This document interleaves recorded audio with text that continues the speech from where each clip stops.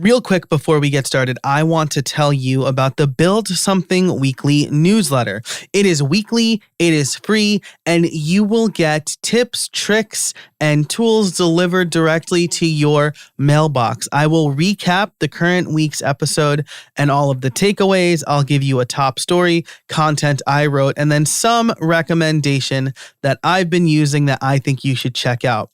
So it is free. It is weekly. It's over at howibuilt.it/subscribe. Go ahead and sign up over at howibuilt.it/subscribe.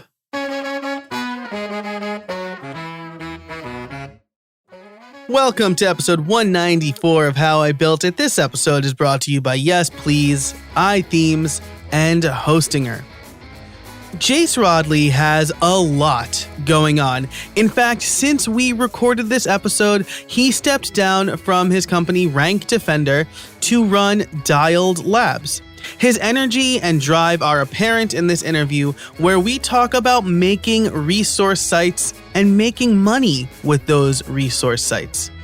Essentially, he tells us how to make content to fill a demand and generate a little bit of money along the way. I even put him on the spot and had him help me through an idea during the episode. That was not planned. I felt a little bad, but not really. Jase is a pro, so he helped me out, and I think that's a really interesting part of the episode. So listen for that and more, and let me know what ideas you come up with. All right, we'll get to all of that in a minute, but let's hear a word from our first sponsor.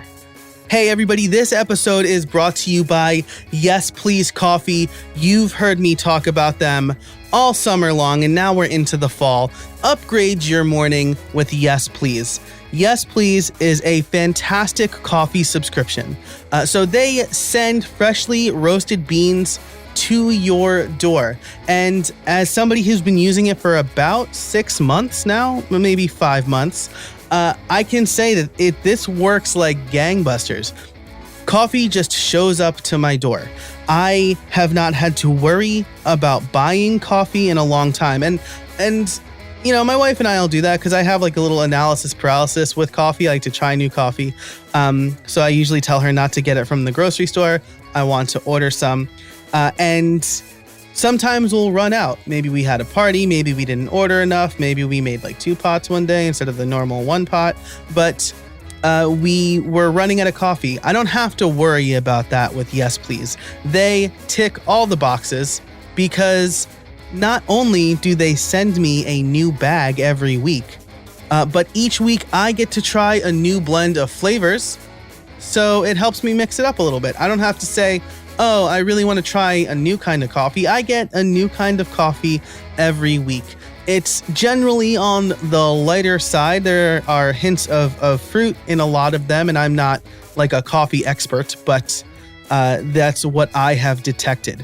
So I love it. I've been loving Yes Please coffee for, again, all summer. It helped me get through finishing up my HTML book. It helped me get through 2 LinkedIn learning courses that I recorded, and it has helped me stay awake since the birth of my son, Lewis. So, if you are ready to upgrade your mornings with unique blends of coffee beans, sign up for Yes Please Coffee today. You can head over to howibuilt.it/yes and use the code HIBI for $5 off your first shipment in your subscription. And don't worry, you can skip shipments or cancel anytime.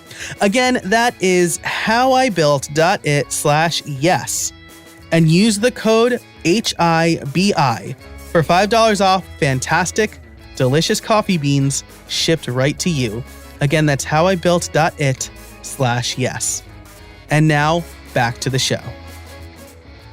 Hey everybody, and welcome to another episode of How I Built It, the podcast that asks, how did you build that today? I am here with my guest, Jase Rodley. He is the CEO of Rank Defender, and we're going to be talking about a lot of different stuff today around SEO, content marketing, coming up with ideas for content, and we talked about making resource sites for fun and money. I love fun and money, so maybe we can touch on that too. Jase, thanks for joining me today. Yeah, thanks very much for having me. My pleasure. So, I just gave an intro about some of the stuff we're going to talk about, but before we get into that, why don't you tell us a little bit about who you are and what you do?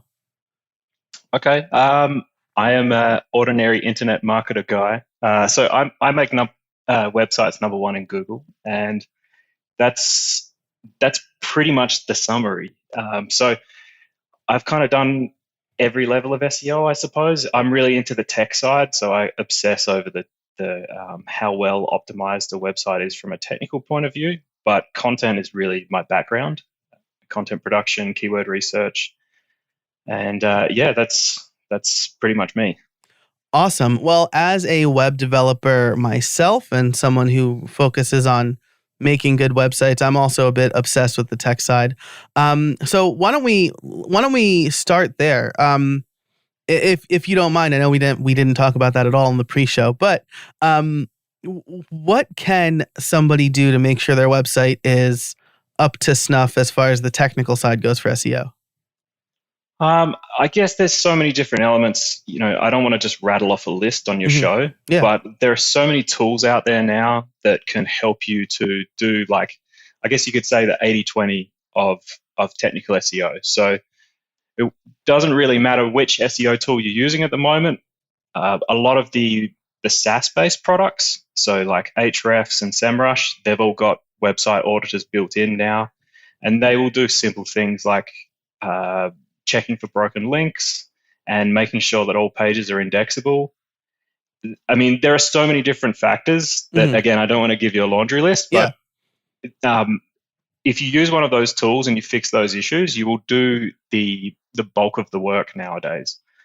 Um, there are some locally hosted tools you can use. So Screaming Frog SEO Spider and Website Auditor by SEO Power Suite are kind of my favorites. And then in addition to that, you have a whole, I would say, like, the new focus nowadays. A few years ago, everyone was crazy. It was like mobile first, or mobile friendly websites and responsive websites was like a really big deal. Hmm. And nowadays, like, if you don't have a mobile friendly website by now, I don't even think you're trying. Yeah. Right. Well, I would say that maybe the last major change was website security, making sure that your website's secure. From my perspective, what's been happening the last couple of years and what's probably going to become more and more important in the next few years is performance. Hmm. So Google has a really great tool. Well, there's a tool built into Chrome called Lighthouse, and then there's also a website called web.dev, and that has this measure tool built in that you can use to measure mostly performance, but also accessibility. Awesome. That sounds great. And if I can just shamelessly plug my new book right now, HTML and CSS as a Visual Quick Start guide, I talk about all three of those things, right? Site security, performance, and accessibility. I think that you hit on some really important topics that you're right are going to be the next big focus. Because a few years ago, it was mobile sites. And like you said, if you don't have a mobile site now, you're like not even trying. Because even if you use like Squarespace or Wix or some template website builder, those are all responsive, right? Like they all have mobile friendly templates. Yeah, I mean, for someone like myself who has been building websites forever, I kind of hate them because I can't do enough with them. Mm-hmm. But if for a small business owner, they're pretty great. Like, to be able to just off the shelf, it ticks enough of the boxes to work. I mean, you didn't have that option. If you rewind 10 years ago, you didn't have that option. So it's Yeah, for yeah, sure. things are changing for sure. Yeah, absolutely. My sister-in-law has a salon. She asked me to build her a website, and I was like, nope. I was like, go to Squarespace. I'm like, you're not going to pay me what I think I should be paid. We're gonna be at each other's throats by the end of it. Just use Squarespace. It'll make your life much easier. And even like, I have a few clients that I've had for a long time that don't have the biggest budgets, but with WordPress and a page builder like Beaver Builder, I can do 80% of what I need to do with the page builder, and then I'll throw in some HTML, CSS, and custom stuff for the last 20%, but it really cuts down on the budget for them too. So it's definitely something that web developers or small business owners could take advantage of. Yeah, absolutely. I mean, this is to some extent why we set up Rank Defender. Is I have a lot of websites for myself, so I guess hopefully we'll talk about this later. Is making websites for money, and I have websites that I don't really think too much about every day, and they just kind of get neglected if I don't pay attention to them. And so I set up Rank Defender because I want to be able to hand off to a team who's keeping these things maintained and making sure that, like, if links break, they're getting fixed, making sure that it's getting sort of upgraded to the latest standard, whatever that standard is. So I think sometimes people think SEO is a little bit set and forget, but it's really a bit of a moving target. It's like an ad campaign. If you neglect an ad campaign for long enough, like a PPC campaign, you end up paying crazy amounts on, that keyword worked last year, but this year it doesn't. So it's kind of the same deal. Yeah, I think that's such an important thing to think about, because I think we're all kind of looking for that. How can I sit on a beach and make money, right? That 4-hour work week that Tim Ferriss talked about, but definitely doesn't adhere to, because his podcast alone is 4 hours. Not to knock Tim Ferriss, obviously, he's doing something right that I'm not doing. But, I think that the ideas behind the book are being taken literally by some people. And that tangent is to point out what you said. SEO is not set and forget is important. I talk about the same things with courses, right? People think that, like, making an online course will be passive income. It's not passive income. You have people who are trying to learn, and they might need you. And so managing those expectations is so important from the outset. Yeah. I mean, I don't want to kind of spread the story too far across all these different random businesses that I run, but one of my latest businesses is investing in websites operating websites on behalf of investors. So we're only kind of starting off small, but we have $1 million in assets at this point in time, and that is exactly with what you're saying is the motivation for me to set this up. Is I've realized that I can build these different types of websites. It's maybe not easy to build, but I guess I've spent time learning how to build them, and I have a system for building them and maintaining them myself. But the issue with being like a one-man business is when I die, what happens? Yeah. So I have a son. I have a 2-year-old son, and my wife, obviously. And I mean, it's on my mind now. The way that I look at business has changed, and nowadays it's more along the lines of like, so what happens if I die? And maybe a little bit morbid, but I know other people that are the same. They like the idea of investing in these types of websites, but they don't want to. They want it to be passive. Mm-hmm. But I think they're sold as passive, like certain brokers, and the way people talk about this stuff on the internet is very much like the 4-hour work week. It's so good, you just get to like chill, but it's really not the case. And so without the systems to take care of it, it's going to eventually fade out. I mean, you can be lucky and have some websites and they just keep earning for quite a while, but they all pretty much end up fading out if you don't do something to them. So yeah, for me in everything I do now, I'm like, well, how can I actually have a system to take care of what I've built? And really, the funny thing is, I've taken this from the 4-hour work week. Like I read it. I think I read that for the first time, maybe I don't even know, a decade ago or 15 years ago. And I read it again last year, and everything just clicked in a completely different way. My understanding was completely different this time around.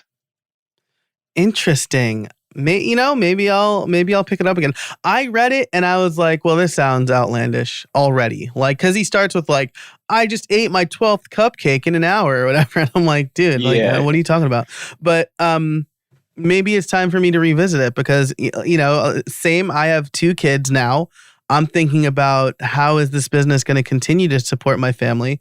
My wife is a nurse and she maybe wants to drop down to part-time or stop working to raise the kids. I fully support that as long as we can financially and with insurance and stuff like that. So perhaps it's something worth reading.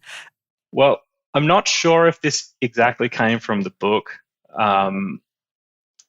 However, I'm just loading up my Trello board quickly. Nice. So this is pretty much what I pulled from the book. These are my notes from the book. Eliminate, simplify, automate, process, and delegate. This episode is brought to you by iThemes. Now, did you know that 60% of website breaches occur because of a vulnerability that could have been patched but wasn't? That means that having software with known vulnerabilities installed on your site gives hackers the blueprint they need to take over your site. And every day it gets harder and harder to keep track of every disclosed WordPress vulnerability. In fact, just recently there was a huge vulnerability that affected something like 1 million sites that was overlooked or maybe just wasn't patched quick enough. And if you don't follow the WordPress news, then you wouldn't know, right? I get a bunch of WordPress newsletters, that's how I knew.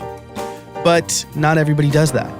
Well, to solve that problem, the iThemes Security Pro plugin, created a better way to protect your sites against software vulnerabilities. That is the number one culprit of compromised WordPress websites. And let me tell you, I have been using iThemes Security Pro on lots of my websites. They come included with my hosting provider, and it does a lot more than just scan and patch vulnerabilities. It adds brute force protection. If somebody's trying to brute force my website, I get notifications of lockouts and IP addresses and things like that. It includes two-factor authentication and passwordless logins, and it even has compromised password protection, as well as a whole lot more designed to keep you and your website safe and your customers' information safe. If you have an e-commerce website or just a website with user information on it, right? That's super important these days. So, to sum up, the iThemes Security Pro plugin, designed to keep your website safe without you having to worry about it, checks for the latest vulnerabilities, patches them automatically so you don't have to, and does a whole lot more. You can get this plugin by going over to howibuilt.it/ithemes, and they'll give How I Built It customers 20% off with the code HowIBuiltIt at checkout. That's howibuilt.it/ithemes to get the best WordPress security plugin to secure and protect your WordPress site. Make sure to use How I Built It at checkout to get 20% off. All right, and now back to the show. So you've talked about this a couple times already, and I just want to jump to it. Making resource websites for fun and money was something that you mentioned, investing and operating in websites. This is something I tried to do a couple of years ago. My friend and friend of the show, Shannon Schaefer, she was on earlier this year, did something very similar with a website where it just generated a bunch of affiliate income essentially for her. She found the right niche and she sold it for some amount of money, some undisclosed amount of money. And, she's moved on from that. And I thought about doing the same thing, and I set up a website because I can do that quickly. And then when it came to producing the content or coming up with a strategy, I kind of fell flat and I started focusing on other things. So let's talk about building a resource site. And maybe you could start with like defining it, because maybe I've set the wrong expectation here, but how would you build something like that and how do you run it? Okay. So when I say a resource site, yeah, for me, that's just like a fun term for being the ultimate source. Mm-hmm. So, I mean, Wikipedia is awesome, right? Yeah. Imagine if Wikipedia didn't exist today and you were like, man, I'm going to create this, like, it's going to be Wikipedia. I mean, to have that yourself and to build that from scratch. And I guess that's more of a community-driven site. but it's probably the go-to for most people on most topics. Like if Google didn't exist and you had to go to a website, I think most people would probably be like, yeah, I'd use Wikipedia a lot.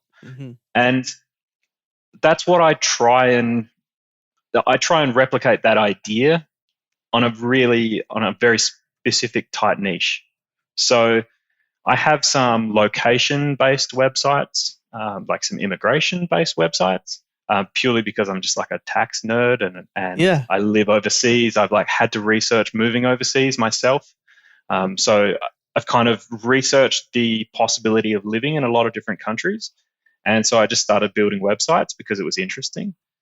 I have like sports-based websites because I'm into sports and just other random hobbies that usually through my research process, I just write about things because that's how I take notes whenever I'm researching. And then I'm just so used to building websites now that it's easy for me to, well, maybe not easy, but it's fun for me to turn that into a website.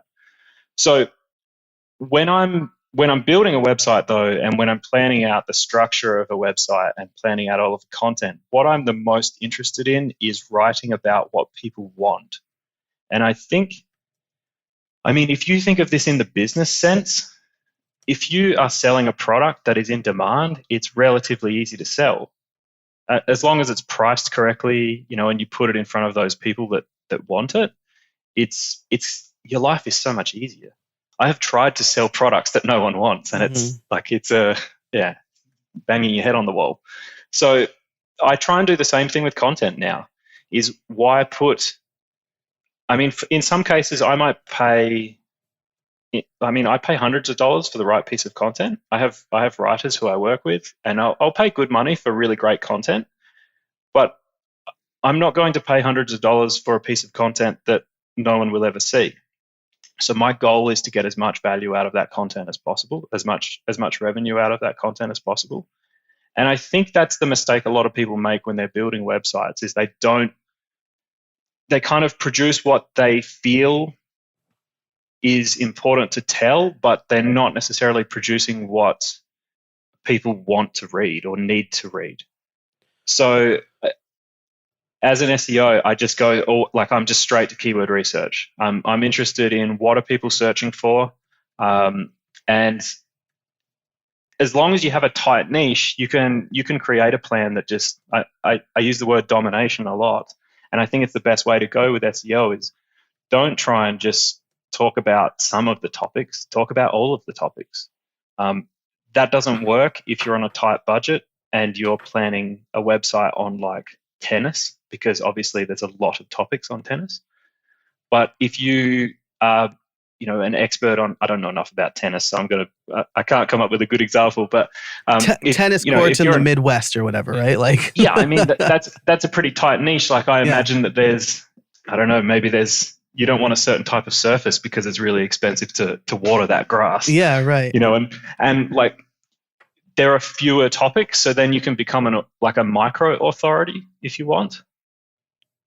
Yeah. So I switched from my regular show notes app to my Field Notes notebook because now I'm writing ideas that you're giving me.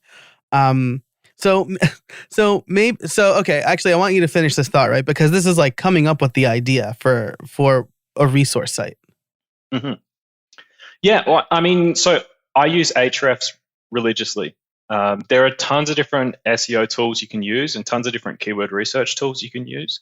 So when people are on like a crazy budget, or if I speak with people who are just kind of getting started in this whole industry, I think people can get caught up a little bit with search volume. The honest truth of search volume is that no one knows. So you can pay a lot of money for Ahrefs to tell you the wrong thing, and you can prove Ahrefs wrong all the time. That's not to say that it's not a valuable guide. It's totally a valuable guide.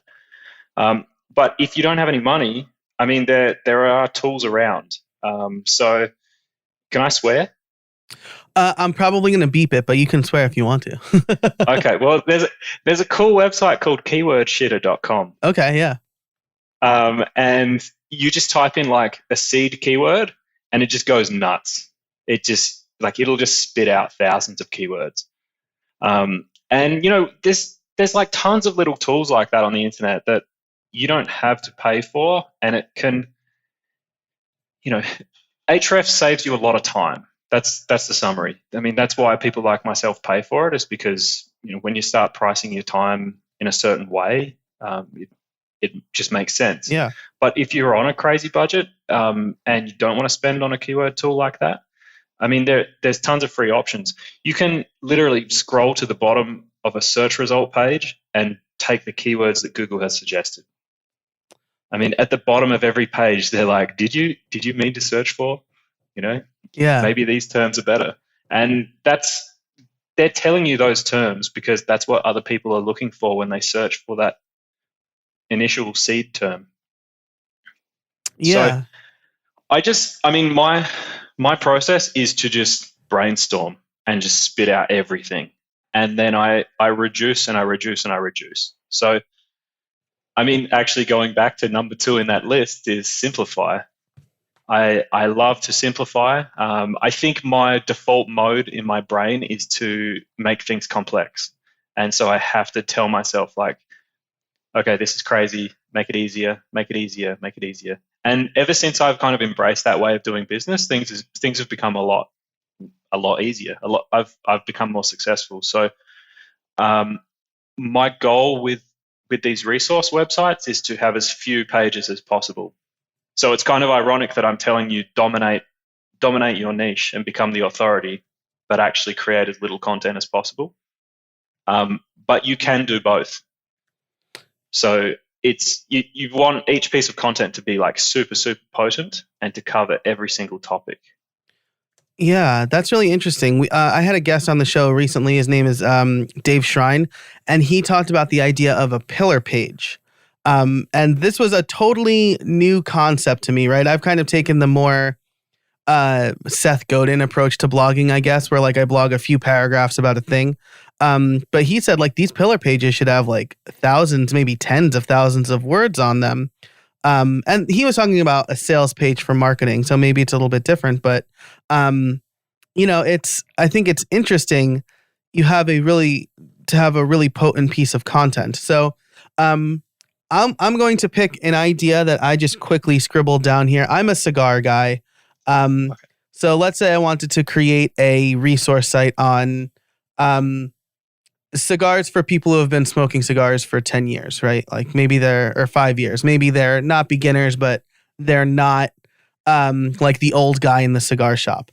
What kind of content, and not subject matter wise, but like long form videos, short form, what kind of content should I be writing for this website? All right. So a caveat for you is that I'm like a written content guy. Okay. So even the way I consume content on the internet, like I listen to a couple of podcasts a week, but I'm not listening to podcasts all day. And I watch maybe one informational video per month. So I'm like a dinosaur. I love written content. Like I'll read blog posts. I know it's inefficient, but I'll read blog posts all day long because I love it. So, okay, but if I'm thinking down the track of what I would produce for that website, and I don't know anything about cigars, but I mean, if I was going to look into that topic, first of all, I would be like, well, what different types of cigars are there? Mm-hmm. So I think you could easily find a topic that would be along the lines of like which cigar is right for you. I don't know what the keyword would be. That's probably the wrong type of keyword. It could be like a cigar buyer's guide. Mm-hmm. And already in that, I mean, how many different categories of cigars would you say there are? Well, they could be categorized by flavor profile, to like where the tobacco's grown, size, shape.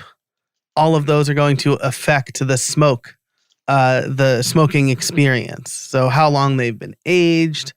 But most people will look at how strong they are, mild, medium, full, where the tobacco is grown, and then the shape and size. All right. So this is like a free consulting session for me almost. All right. So let's say we've got the buyer's guide, which might just be or a which cigar is right for me article, Hmm. then we can easily have a flavor profile guide. I don't know what the keyword would Yeah. be, so I'm using the wrong terms, but it would be like a general guide that discusses all the flavor profiles. And I think you can talk in fair detail about each flavor profile. And in that, you can then link off to a specific flavor profile. And again, my gut feeling is the cigar market is large enough that you would have, like, what's one of the flavor profiles? Uh, Cocoa. Okay, I'm just doing a quick search now. Thank you. I didn't realize I'd be putting you on the spot like this so much. No, it's cool. Yeah. I don't mind. Yeah. I always do this type of things. Yeah. Like cocoa cigar, like chocolate flavored cigars. Yeah. Yeah. That's Yeah. like hints of cocoa is usually how it's described. I mean, this is the thing, right? Is that's how you describe it. And for me, the goal, I've learned so much about marketing when I realize like I don't know what my audience wants. Mm-hmm. And when you start to get into this process of researching, like I'm only doing like super high level research, but Sure. from what I'm discovering, people are probably more likely searching for chocolate flavored Okay. as opposed to cocoa. I'm sure if you keep digging, you'll find more cocoa stuff, but it may be that although you're used to using the term cocoa, maybe that's like what your part of the world refers to it as, and actually the rest of the US, like, you know, in a different region, they kind of refer to it in a different way.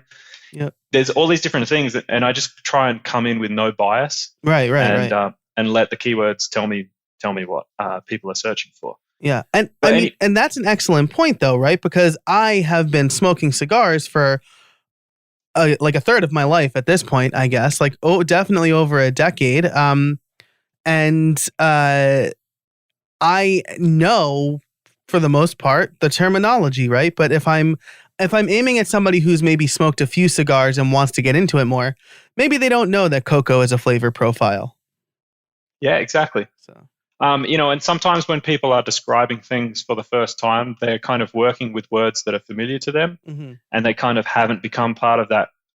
They're not part of the scene yet. Yeah. So if they're a beginner, they're like, well, what does it taste like? Oh, I guess it's chocolatey. Yeah, right.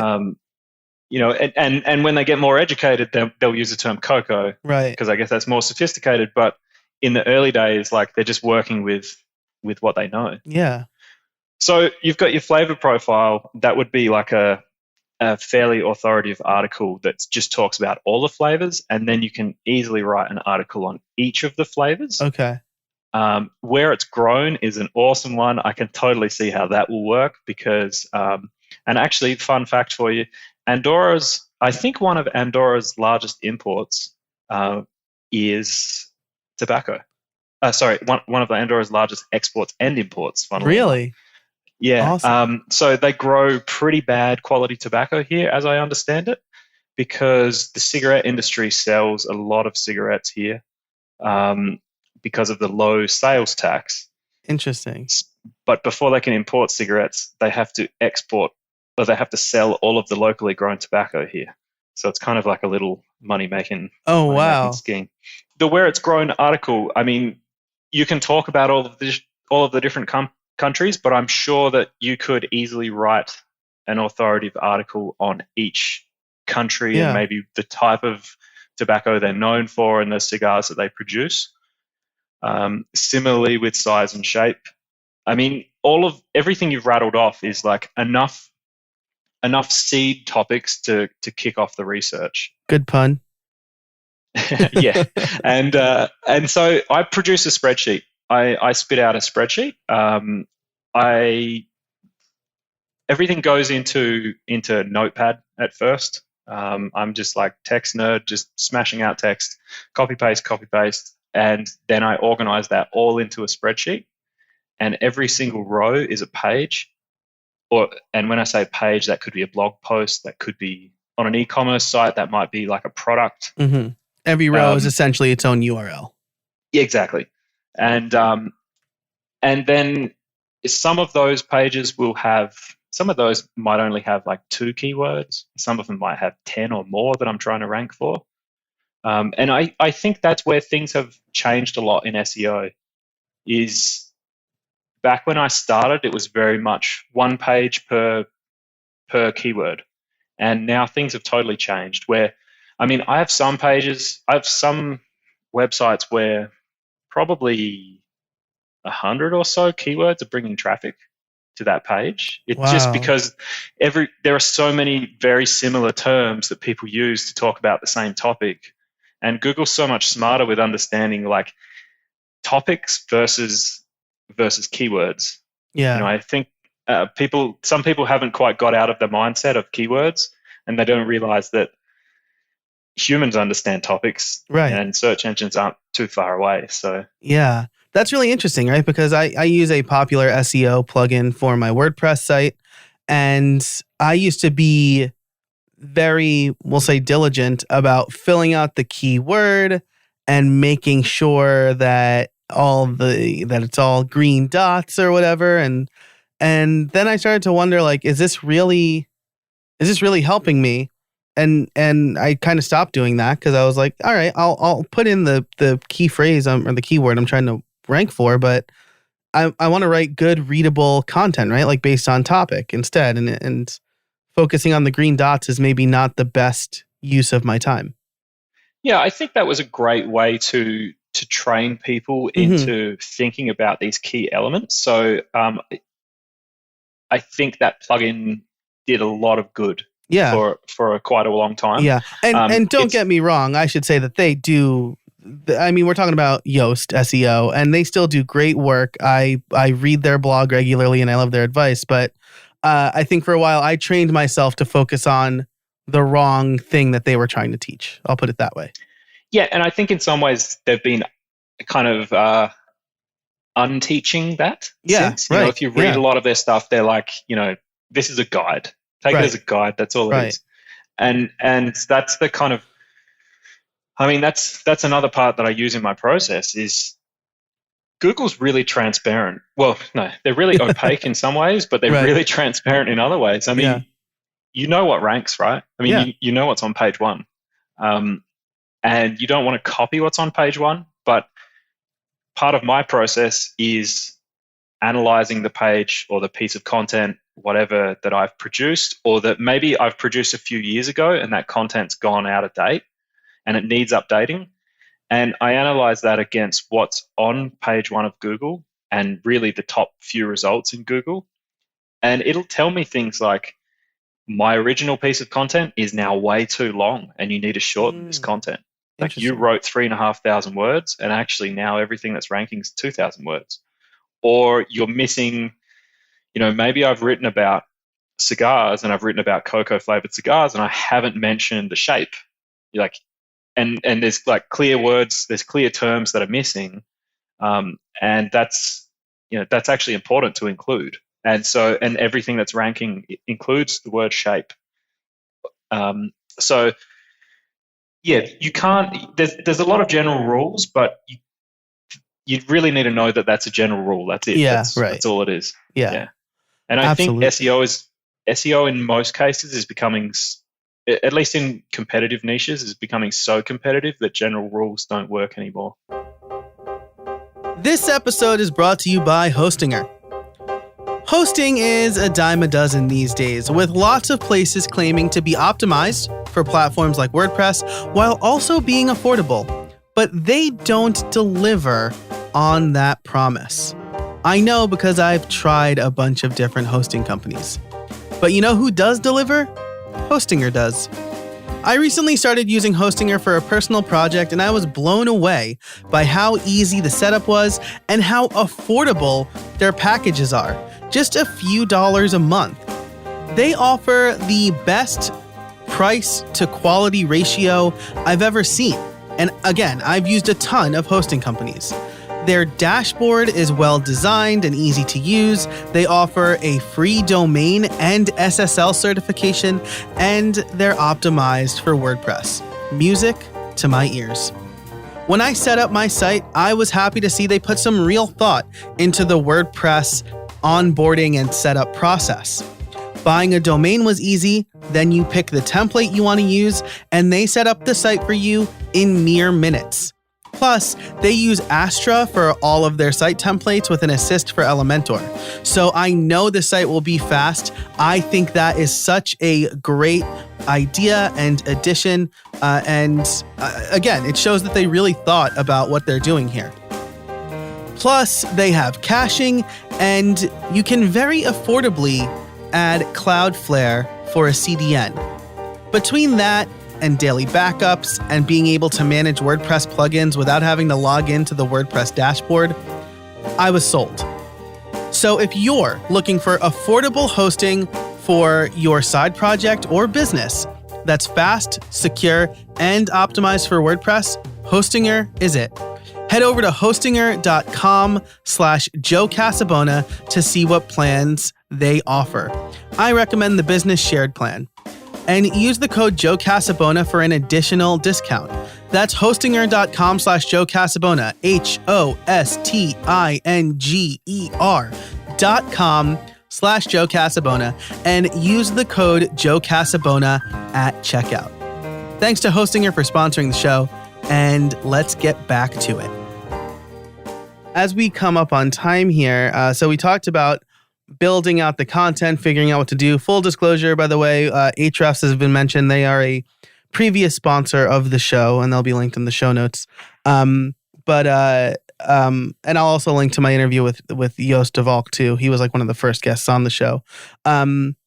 So let's talk about the making money side of it. How would I monetize a site? We don't have to talk about cigars if that's like, I know some sites have like affiliate programs, but is it like straight AdSense or is it affiliate programs? Is it some combination?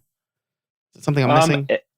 Everything. So, for the resource sites I'm talking about, I have sites that, traditional affiliate is it's easy, but you really need to understand control. You have none. Yeah. It's simple. So I think affiliate is great and I love affiliate, but you need to be very aware that you're making money. It's good when you're making money, basically. Right. And that can be turned off at any time. Yeah. The important thing to remember is you still own traffic and that traffic is valuable. And I think this is what people forget. So this is why I love investing in websites. It's because you can buy an affiliate website, especially an affiliate website after the commissions have been slashed, and you can get it for a good price. And maybe a certain type of ad network can make more money than it was making before. Maybe you can strike up a direct deal with a brand that is very closely related to it. If you take your cigar example, maybe there aren't any good affiliate programs, but if you contact a high-quality cigar seller in the US and say, I have a website, it gets 100,000 sessions a month, these people are like super keen, it's very transactional content, do you want to advertise on my website? They will few businesses would say no to that, especially if it's in their favor. Yeah. I have a few different types of websites, and depending on how they make money, there's kind of a different risk profile or a different profile for how that revenue comes in. So affiliate through Amazon, for example, or Amazon Associates is kind of predictable. It's more to do with seasonality. Certain products might earn better in certain times of year. Like a skiing website, it's pretty straightforward that people buy skis before ski season. A summer, like a home entertainment, like an outdoor entertainment type website, or maybe like pool toys, people are going to be buying that in summer. And then pretty much everything kind of ticks up for Christmas. Doesn't really matter what niche you're in. Usually, you make good money at Christmas. I always try to update my gift guides like November 1st, around about then, because they always kill it for the holidays. Yep. Yeah. So I would say that, you have websites like that where it's seasonality is probably the more important thing. Then you have other websites where it can be quite volatile. So it's entirely based on traffic and sales. So maybe there's like a super deal on at the time and you can push that and you can get like a big revenue boost, but then that can go away. Or that affiliate program that you've made really great money from, super large commissions for 6 months or a year, they decide to close, or they go bankrupt, or whatever. Yeah. It's sort of fleeting. You have to be very adaptable, and it's totally not passive, I will say. Yeah. And then the last one, which is kind of my favorite, is what I call rank and rent, which is, I spent years trying to set up a marketing agency, and SEO kind of sucks to sell, to be honest. You're like, hey, you give me this money, and in theory, in 6 months, 12 months, you'll get results. People are like, I don't know, it's pretty risky. I mean, I can just pay Google today and get clicks immediately. Right. And it's almost like a really expensive Kickstarter, right? Where it's like you pay today and then you get it like a year from now, maybe. And the tricky thing is you don't have full control when it's their website anyway. So, I mean, I used to do SEO for tech companies, for like small IT companies, and they always want to host the website themselves. And no offense to their developers, but quite often they would be in situations where they'd make a change because I guess like their systems changed, or they upgraded their systems and it was all locally hosted, and they'd break a bunch of SEO stuff. And I'm tearing my hair out because I want to get them results. And it's almost like this predictable cycle of you begin to get results, they break something, you have to fix it. You begin to get results, they break something, you have to fix it. They fire you because they didn't get results. And so I love this rank and rent model because you can rank a website, like build the website that you know is going to generate leads for a certain type of business. And then when it's number one in Google, give them a call and say, hey, I have a website. It's number one in Google. Do you want to be on it? And like the sales pitch is so much easier. Yeah. You did all the work beforehand, and now you're selling them the results instead of selling them the solution to eventually get the result. Exactly. So it's like, hey, there's no risk. Do you want to be number one? And then they just pay on a month-to-month basis to rent the website. All their contact details get changed over, and they get all the leads they want. Wow, that's super interesting. So like, okay, so if we go back to the cigar example, now let's say you have created a site, it's like bestcigarsever.com or whatever, and you're ranking number one, and then you reach out to me, Joe Cigar Company or Joe Cigar Shop, and you say, this is number one, do you want to rent this website for however many months? And then what? And now I can put on my own lead magnet on there and stuff like that, or whatever I want? You can put your logo on there if you want. Wow. You can put your telephone number, your email address. I mean, you do whatever you want. So one thing that I love doing is with content marketing, it builds a lot of trust. I mean, I have my personal website. People contact me all the time, and like I just tell my life story on that website, right? Mm-hmm. I'm not a hold it back type person. Yeah. And I was a little bit uncomfortable doing that at first until I realized, like, people send me their life story, and it's actually super nice that they identify with me. There's so much trust, mm-hmm. And that helps from like an SEO point of view. When I sell SEO, people contact me and they'll discover something about my life, and they'll be like, "Hey, I'm really into mountain biking as well. This is cool. Can we talk SEO sometime?" And it just makes the sales process so much easier for myself because I'm a bit introverted, and I try and kind of make this clear to people who are advertising on these websites is, well, you're dealing with very warm leads. People are grateful for the content that you've produced, not that you have actually produced it. Right. So what I do sometimes is I write, I would put like Joe is the author of this article. Mm-hmm. And even though you haven't written it, it's kind of like Joe is the expert on cigars, and right. Joe has been smoking for this long, and he set up this business because he's so passionate about it and everything. Yeah. And people are like, "Oh wow, I got to talk to this guy." So yeah, it can be really cool.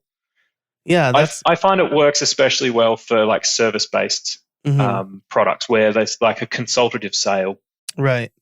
Yeah, Yeah, it's almost like not so much for e-commerce. like an auto body shop or something like that, right? Where Yeah, you know, anything really, yeah. like auto body shop. I mean, even I'm sure developers, I'm always impressed when devs have like really great websites. By the way, I mean, it's such a great, but Yeah, it's such a great lead gen system for your business because people know that this guy really knows what he's talking about. And again, it's a soft sale. The lead is warm. They've been reading, like they might have read 3 or 4 of your articles, and they're pretty much convinced they're going to pay you money before they even contact you. right, right.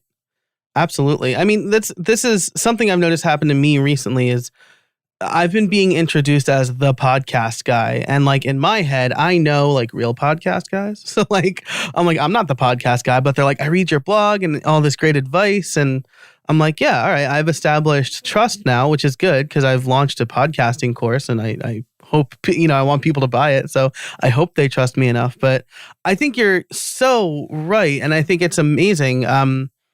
Telling your life story, it gives people something to relate to you already, right? And I'm a super extroverted person, so like I could talk forever to anybody about anything.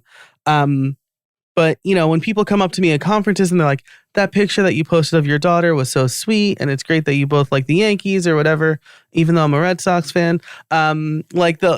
It gives them something now that we've connected to on more than just like a business transactional basis. Exactly. Yeah. And so, I guess these websites don't always have that whole story, but even in some cases, if we go down the cigar example and you own a local cigar store and we had a website on this, I might say to you, actually, let's edit this existing article and put in this intro about your history with this. Maybe like your father was involved in that industry and you're really passionate about it now and something. And I mean, I guess what I rank is like the basic site, and from there you can do anything with it. That's the best part of having a website. Yeah, for sure. That's awesome. I really think first of all cigar websites suck. Like, I don't know what goes on in that industry, but they're all terrible. So if I can improve that industry in any way, I want to. But I think that's amazing. And like, you definitely struck a chord there because like my dad doesn't smoke, but I got into cigars because of my grandfather. So like, that's like, it's a nice personal touch point.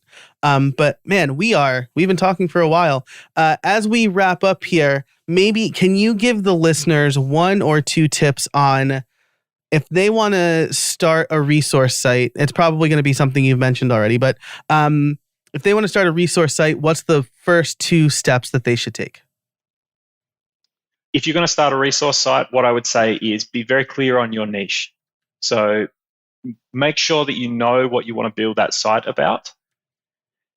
And then brainstorm on every topic that maybe even you wish you knew about before you started researching. If you're experienced, sometimes you can forget this type of thing, but kind of try and remember back to when you were a complete beginner, or maybe even ask a friend on what they wish they knew, and just write everything down. Just note everything down, take notes. And then when you have kind of a bunch of notes and some coherent different topics, group everything together and then go to your keyword research tools.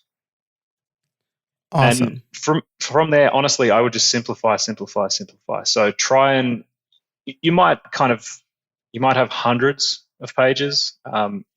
Just try and reduce that down until you've got like a nice little potent list of pages or blog posts. Yeah, that's great. And then it makes the project less overwhelming too, right? Saying I got to make 100 pages or saying I got to make 10 pages or 20 or whatever. Totally different. Exactly. Some of my rank and rent websites are 10 pages. Awesome. Yeah, that's fantastic. And just for clarification, is there like an about page, or is it like all focused, potent content? I'm thinking through my sites. Yeah. My affiliate sites all have about pages. Okay. Some of my rank and rent sites have service pages. Okay. Where they've asked to add pages on afterwards. Yeah. I'm not even sure any of them have about pages. Interesting. This is what I mean. Like, keep it simple. Yeah, right. Interesting. All the contact details are in the header and the footer and the author box. And I mean, what do you need an about page for? Yeah. Interesting. Very cool. Well, thank you for clarifying that. Before we leave today, I do need to ask you my favorite question, which is, and I'll preface this by saying it doesn't have to be an actual secret. It could be like a good piece of advice that you don't think anybody takes. Do you have any trade secrets for us? Once you have a website that's established, if you have produced a website that has really great content and you want to get links, go to helperreporter.com and sign up and try and make it a habit to reply to it depends on how much free time you have. Make it a habit to reply to one a day, one a week. Doesn't matter. Just make it a habit. It feels like a hell of a waste of time, but it compounds. Oh, man. That's such great advice. I was following Haro or Help a Reporter out for a while, and then I stopped, and I just recently thought about doing it again. So now you are absolutely giving me the push I needed to sign up again. Yeah, I'm all about habits. It's super difficult because you kind of put all this effort in and you don't get anything back for ages. And as you learn how the system works and you keep doing it, you get traction. Interesting. Awesome. Well, Jase, this has been such an amazing episode. We covered a lot of ground. I really appreciate your advice, but also like how deliberate you were with your words. I really like that because I usually just talk until something good comes out, and I feel like you really thought about what you were saying. So this was a great episode. If people want to learn more, where can they find you? So my personal website is jaserodley.com. And my business is Rank Defender. So that's rankdefender.com. All right. I will link to both of those and lots of stuff that we talked about in the show notes over at howibuilt.it. Jase, thanks so much for joining me today. Thank you for having me, Joey. Thanks so much to Jase for joining us this week. He has lots of great advice. I've started using Haro, Help a Reporter Out, because of him, and I am still dialing in my pitch, but I think that it's a great resource. So reply to one a day or one a week. Just make a habit of it. I think that's really good because you do need to establish yourself as an expert. And going into 2021, I will definitely have more information about that. Now, there were lots of other takeaways here. If you want to get just a list of takeaways delivered to your inbox, you can sign up for the Build Something Weekly newsletter over at howibuilt.it/subscribe. That's howibuilt.it/subscribe. You'll get lots of information over there. For all of the show notes, as well as another opt-in form for Build Something Weekly, you can head over to howibuilt.it/194. You'll find everything we talked about, as well as our sponsors for this week's episode. Yes, Please Coffee, iThemes, and Hostinger. Thanks so much to them. The show would not be able to happen without them.